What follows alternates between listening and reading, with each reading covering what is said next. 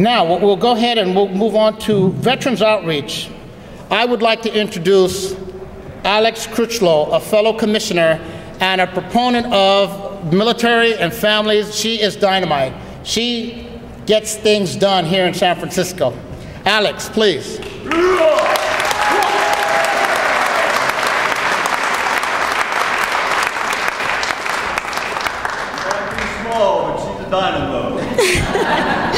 Thank you.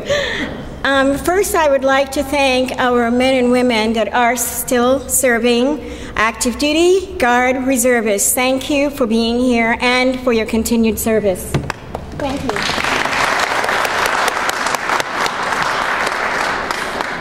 I think far too often we forget that wars go on. Wars have gone on since the start of time. Wars, as much as we would like them to end, are not going to end anytime soon. However, out of those wars will be veterans. Veterans, I think the last World War I veteran has now passed on. We have a couple of World War II veterans present in the room today, including Korean era. We have Vietnam era vets, and we have the younger veterans. I myself served during the Cold War. War is not pretty. The end results of war are what we are left to deal with.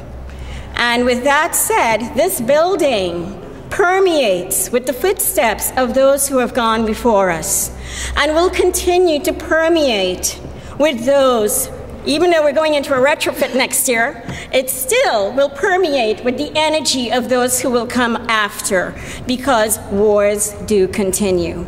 And with that said, it is important that we have resources in place, not just for the veterans, but for the families, for the civilian support, for the community. Veterans, and I believe you, sir, were talking about reintegration.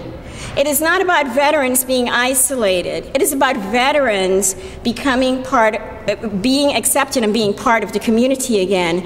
And I think it is outstanding what has happened here today. This is a first step. But as a veteran, as a wounded veteran, with wounds visible and invisible, I'm not going anywhere. I am going to stay and do my job, which is to speak on behalf of those who cannot speak for themselves.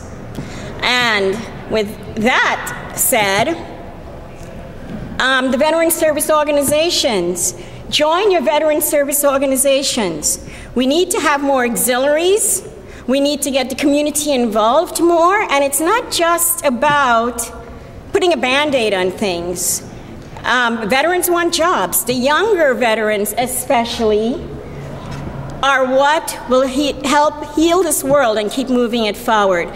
So I would say do what we have to do to help our younger veterans. Let's not have them lose decades of their lives, like way too many veterans before them have already done. So that's it. Maybe not so short and sweet, but the fact is we have to do what we need to do for our veterans, and I will continue to do so.